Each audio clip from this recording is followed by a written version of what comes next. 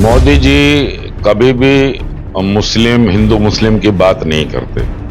वो हमेशा मेरे देश के 140 करोड़ भारतवासियों की बात करते हैं। राष्ट्र विरोधी व्यक्तियों को डर तो रहना चाहिए, वो संविधान का डर रहना चाहिए।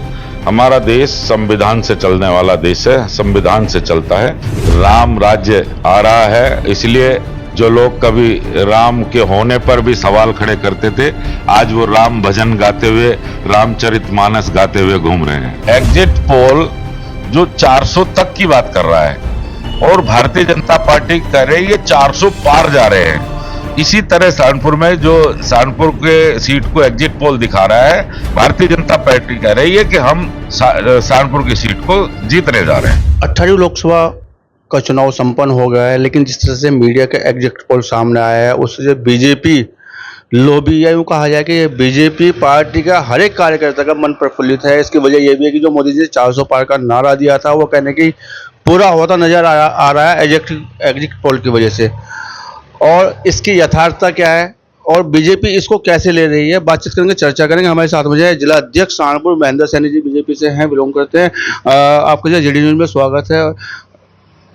आपका भी स्वागत है। अध्यक्ष जी, जिस प्रकार से जो चुनाव संपन्न हुआ उसके बाद मुझे एग्जिट पोल आया है, बीजेपी को जो है वाह दिखाई जा रही है, बीजेपी जो है 400 पार के आसपास दिखाई जा रही है, 350 से 400 तक जो है दिखाया जा रहा है। एग्जिट पोल अलग अलग मीडिया अलग अलग रिजल्ट दे रही है। कैसा लगता है, क्या ये मोदी जी का सपना वास्तव में पूरा होने जा रहा है? मोदी जी ने हम कार्यकर्ताओं को अब की बार 400 पार का नारा दिया था, वो नारा निश्चित रूप से पूर्ण होने जा रहा है। भारतीय जनता पार्टी की सरकार, प्रदेश में योगी आदित्यनाथ जी की सरकार, केंद्र में देश के यशस्वी प्रधानमंत्री नरेंद्र जी मोदी के नेतृत्व में चलने वाली सरकार ने जो सुशासन, जन कल्याण के कार्य किए हैं, उनके प्रतिफल में ये 400 पार का नारा फलीभूत होने जा रहा है। चुनाव से पहले दिया गया नारा पहले प्रथम चरण तक रहता है, दूसरे चरण तक रहता है, लेकिन तीसरे चरण में जो मोदी जी का वो नारा जो उन्होंने बड़े हाथ उठा के दिया था 400 पार, अब के पास 400 पार कहीं कहीं गौनिक होता नजर आता है। मुद्दे बदल गए, मोदी जी की जबान थोड़ी बदली है। मंगलसूत्र की बात उन्होंने की है, मुस्लिम की बात उन्होंने की है, तमाम बातें उन्होंने की है। वजह क्या रहेगी जो 400 पार का नारा जो है चुनाव के बीच में जो मध्यम हो गया था या गौनिक हो गया, इसके कारण क्या रहा है? मोदी जी कभी भी मुस्लिम हिंदू मुस्लिम की बात नहीं करते। वो हमेशा मेरे देश के 140 करोड़ भारतवासियों की बात करते हैं। जो बीच में जो बातें आई हैं वो कांग्रेस के घोषणा पत्र के द्वारा आई है, उन्हीं का जवाब देने में वो कुछ छोटी छोटी चीजें सामने आई हैं। क्या 5 साल 10 साल उन्हें कम पड़े थे जो घोषणा पत्र के जबान को लेकर जो है अपनी बात बदलनी पड़ी, घोषणा पत्र को लेकर अपनी जबान बदलनी पड़ी मोदी जी को? भारतीय जनता पार्टी का नेतृत्व आज भी अपने घोषणा पत्र पर अडिग है। आप 2019 का चुनाव का घोषणा पत्र अगर उठाकर देखेंगे तो जो भारतीय जनता पार्टी ने घोषणाएं की थी, वो सभी घोषणाएं भारतीय जनता पार्टी ने पूरी की हैं। उसमें चाहे धारा 370 हो, चाहे राम मंदिर निर्माण का मुद्दा हो, चाहे विकास का मुद्दा हो, सभी में भारतीय जनता पार्टी ने सफलता प्राप्त की है। 400 पार या मोदी सरकार दोबारा आती है, विपक्ष को जो डर सता रहा है, क्या वो डर वास्तव में डर बनकर रहेगा या वो डरावना डर होगा? देखिए, हाथ में लेके घूमे हैं वो, इस बात को मैं कह रहा हूँ। देखिए, देश विरोधी व्यक्तियों को या राष्ट्र विरोधी व्यक्तियों को डर तो रहना चाहिए, वो संविधान का डर रहना चाहिए। हमारा देश संविधान से चलने वाला देश है, संविधान से चलता है, और जो संविधान के भावनाओं के प्रतिकूल चलते हैं उन्हें डर हमेशा रहना ही चाहिए। ऐसे जिलाध्यक्ष आप बड़ी बात करें, जो बीजेपी का वो जो राष्ट्र हितैषी है और जो बीजेपी बाहर का विपक्ष वाला है वो राष्ट्र विरोधी आप बता रहे हैं, क्या ये वास्तव में आपका बयान सही है? उनके जो क्रियाकलाप हैं वो पाकिस्तान प्रस्थ, अनेक बार आपने देखा होगा जो सैनिकों ने एयर स्ट्राइक किया, सर्जिकल स्ट्राइक किया, उस पर भी सवाल खड़े किए, एयर स्ट्राइक के सबूत मांगे। इसी तरह आध्यात्मिक रूप से, सांस्कृतिक रूप से देखेंगे तो राम सेतु के उन्होंने सबूत मांगे, हलफनामा दाखिल किया कि राम का अस्तित्व नहीं है, तो वो हमेशा इस देश की सनातन परंपराओं के खिलाफ ही बोलते हैं।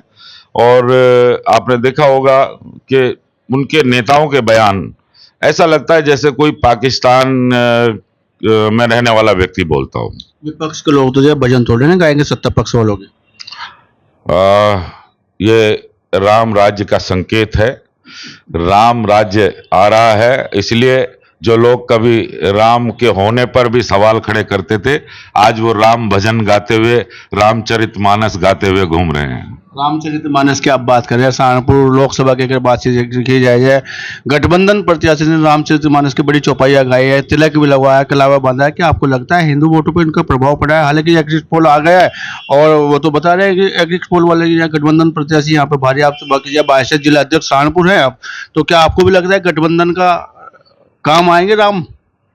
मैं समझता हूं उनके तकदीर में शायद राजयोग नहीं है, क्योंकि वो इस बार भी चुनाव नहीं जीतते। इस बार भी भारतीय जनता पार्टी चुनाव सहारनपुर लोकसभा का चुनाव जीतने जा रही है, और जो भारतीय जनता पार्टी का नारा 400 पार का है, उन 400 में 1 नंबर की लोकसभा सहारनपुर भी भारतीय जनता पार्टी के खाते में जा रही है। जिला अध्यक्ष सहारनपुर जो है क्या ज्योतिष का काम भी करते हैं? नहीं, ज्योतिष तो नहीं। जिलाध्यक्ष भारतीय जनता पार्टी संगठन का काम करते हैं, कार्यकर्ताओं के साथ रहते हैं, सड़क पे काम करता हूं और जनमानस के साथ संपर्क में रहता हूं।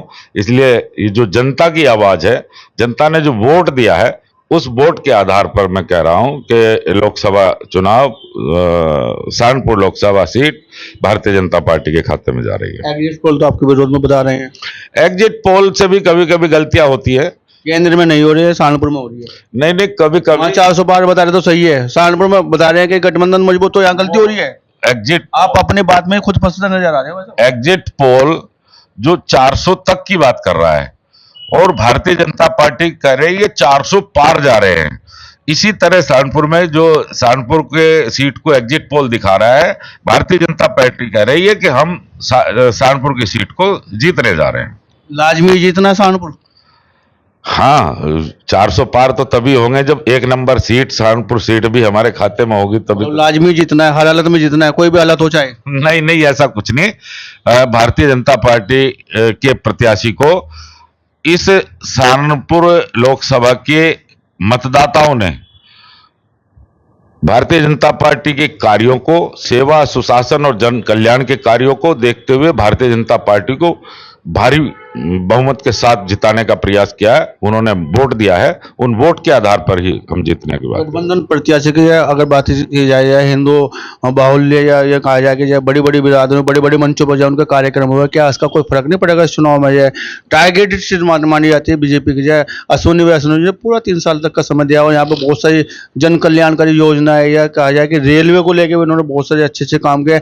साकुमरी क्षेत्र में जहाँ पे कभी दूरसंचार की व्यवस्था नहीं होती थी, उन्होंने एक झटके में साकुमरी रेल संचार का मतलब दूर संचार का भी काम किया और रेल संचार का भी वहां पे काम होने जा रहा है। क्या इन चीजों का यह माकूल असर नहीं पड़ा सहारनपुर के मतदाताओं पे, जो गठबंधन प्रत्याशी के बड़े बड़े मंच सजाए गए?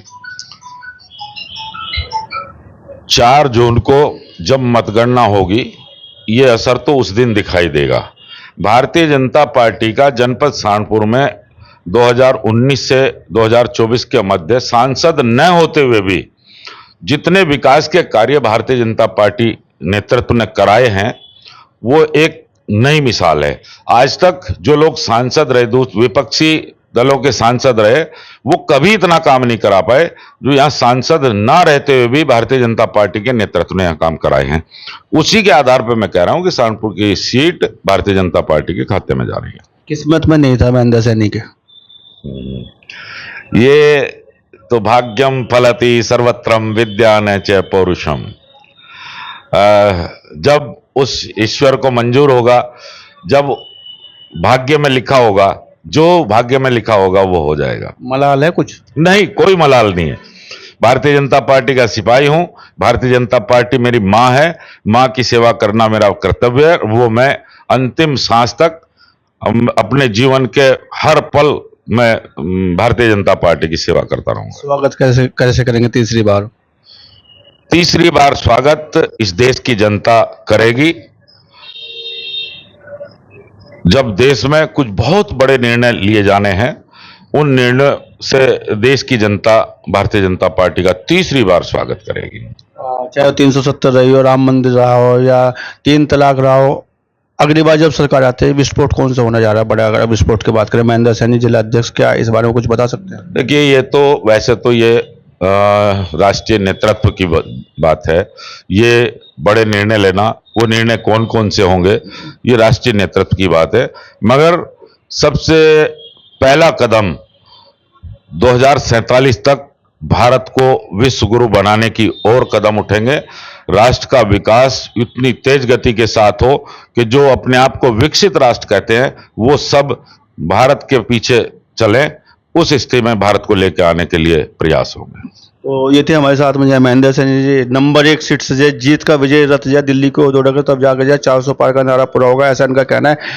अच्छी बातचीत करने के लिए, अच्छी चर्चा करने के लिए, स्वतंत्र रूप से चर्चा करने के लिए आप बहुत बहुत धन्यवाद, बहुत बहुत आभार। आपका भी बहुत बहुत धन्यवाद, बहुत बहुत धन्यवाद। जीडी न्यूज का मैं बहुत बहुत धन्यवाद ज्ञापित करता हूं। जीडी न्यूज की सभी वीडियोस देखने के लिए यूट्यूब पर सब्सक्राइब कीजिए जीडी न्यूज चैनल को, और फेसबुक पर वीडियोस देखने के लिए जीडी न्यूज चैनल को लाइक और फॉलो करें। धन्यवाद।